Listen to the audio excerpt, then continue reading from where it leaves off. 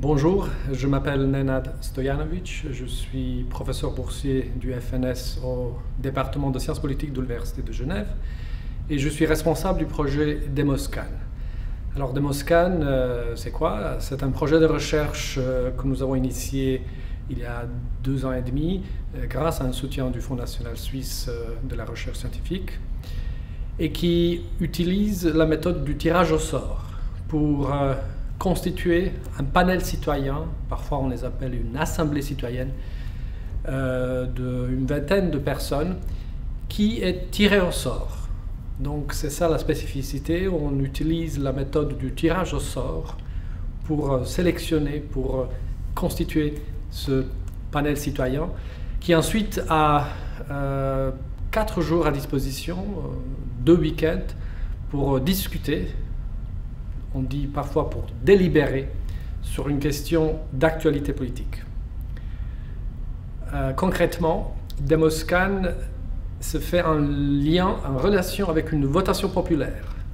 La première expérience, nous l'avons menée dans la ville de Sion en novembre 2019 et c'était en relation avec une votation populaire au niveau fédéral, une initiative populaire sur les logements abordables.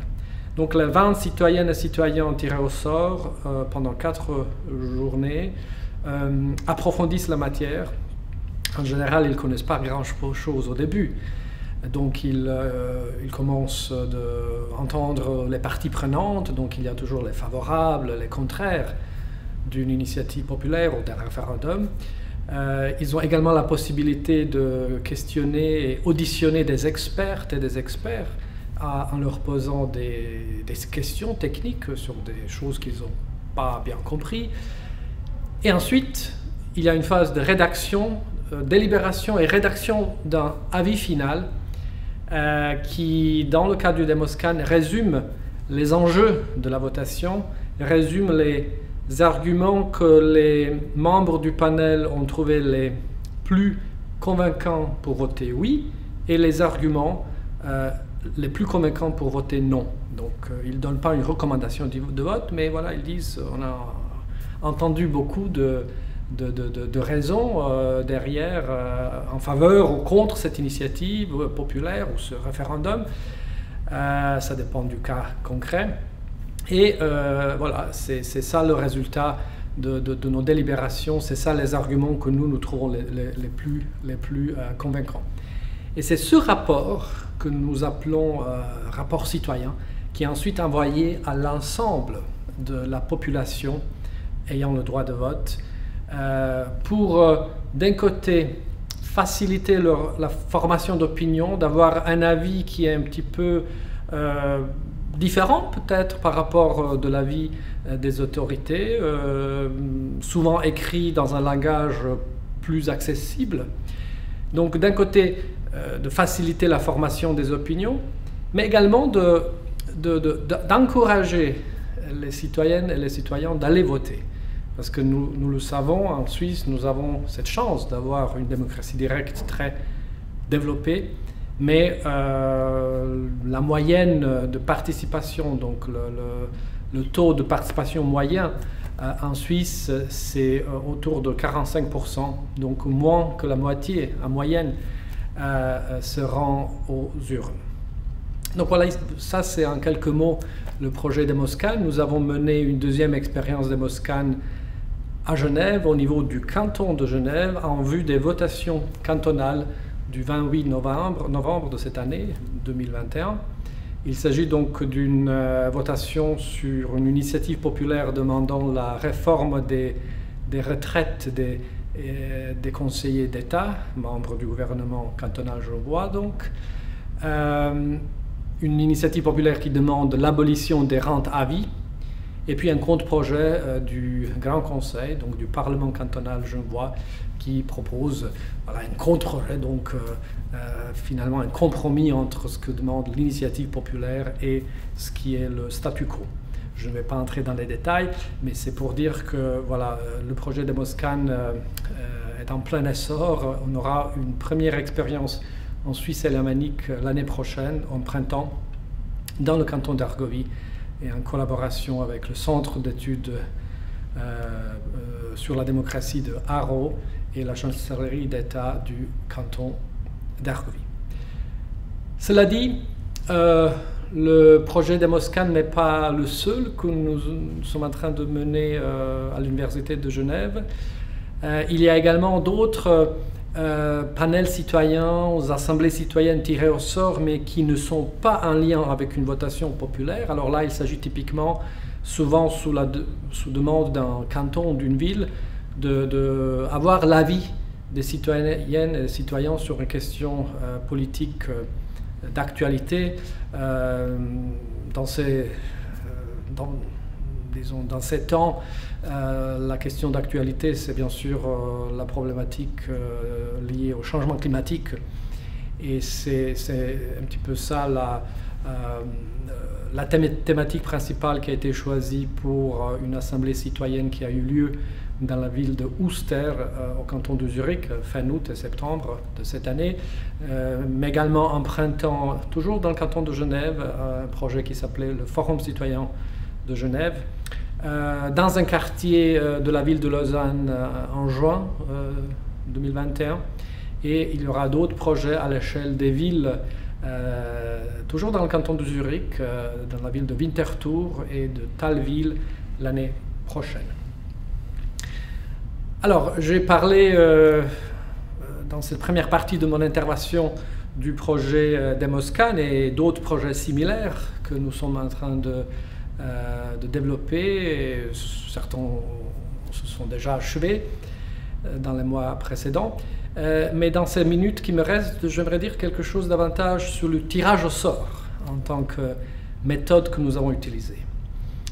Le tirage au sort, c'est une méthode pas du tout nouvelle, c'est une méthode en fait assez ancienne. C'est déjà en Grèce antique, au Moyen-Âge, dans beaucoup de républiques italiennes, à Venise, à Florence, et même dans plusieurs cantons et villes suisses au XVIIe, XVIIIe, jusqu'au début du XIXe siècle, Genève comprise. Le tirage au sort était utilisé comme une méthode qui était perçue comme particulièrement démocratique parce que le tirage au sort garantit à chaque membre de la communauté politique également exactement les mêmes chances d'être sélectionné. C'est donc ce principe, cet idéal de l'égalité qui trouve sa réalisation dans le tirage au sort. Souvent, le tirage au sort n'est pas tout de suite compris, il est souvent critiqué, souvent par le monde politique, pas tout le monde politique, mais une partie, comme une méthode qui en fait n'est pas démocratique, parce que ces personnes du monde politique nous disent que ce sont les élections qui sont démocratiques. Parce que c'est à travers les élections que les citoyennes et les citoyens expriment leurs préférences et donc leur consentement pour avoir quelqu'un qui siège au Parlement ou au gouvernement et donc qui a été élu. Alors nous ne nous mettons pas en rivalité, en conflit, les élections et le tirage au sort. Nous pensons que les élections ont certains avantages, mais elles ont également beaucoup de désavantages. Les élections ont souvent une composante très inégalitaire. Quand vous pensez aux candidates et aux candidats qui se présentent aux élections, elles ne sont pas tous et toutes égales. Parce que si vous avez plus d'argent, vous avez plus de chances d'investir dans la campagne électorale et d'être élu. Si vous avez un nom de famille qui est connu dans la localité où vous habitez, vous avez plus de chances seulement parce que vous avez un nom de famille très connu. Et ça crée des inégalités. Des inégalités qu'on retrouve après dans la composition du Parlement. Parce que, comme vous le savez, il y a toute une série de catégories de personnes qui ne sont pas représentées d'une manière adéquate au Parlement. On a une sous-représentation des femmes, des personnes d'origine étrangère, des jeunes, etc. On ne trouve par exemple presque pas d'ouvriers qui sont au Parlement.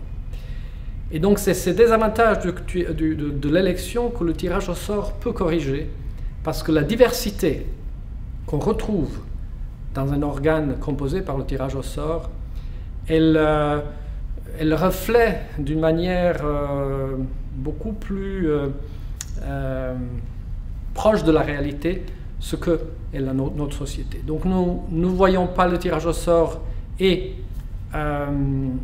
les élections comme voilà, deux choses qui sont rivalité, qu'il faut choisir l'une ou l'autre. Elles peuvent se complémenter, elles peuvent se compléter. Ils peuvent se compléter et ainsi enrichir nos institutions démocratiques. C'est dans cet esprit que nous abordons le sujet du tirage au sort, qui sera dans les prochaines semaines jusqu'à la fin de novembre assez souvent présent dans les débats en Suisse.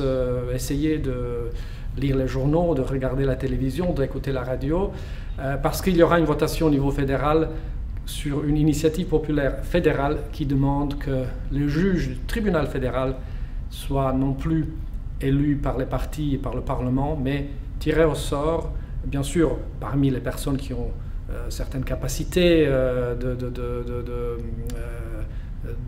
devenir juge. Voilà, on tire au sort et on trouve que c'est une méthode plus correcte, plus juste finalement, pour garantir l'indépendance du tribunal fédéral. Donc il y aura une grande discussion sur le tirage au sort dans les prochaines semaines, mais je pense que, plus en général, l'usage du tirage au sort pour constituer des assemblées citoyennes est quelque chose qui est en train de se développer de plus en plus partout dans des pays démocratiques.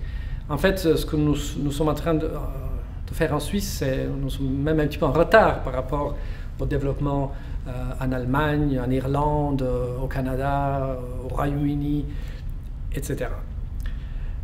Par ça, j'aimerais vous souhaiter une bonne semaine de la démocratie ici à Genève, et j'espère que vous aurez l'occasion de découvrir davantage, d'un côté, le tirage au sort en tant que méthode démocratique, mais également le projet Demoscan dont j'ai parlé dans la première partie de mon intervention. Merci et bonne journée.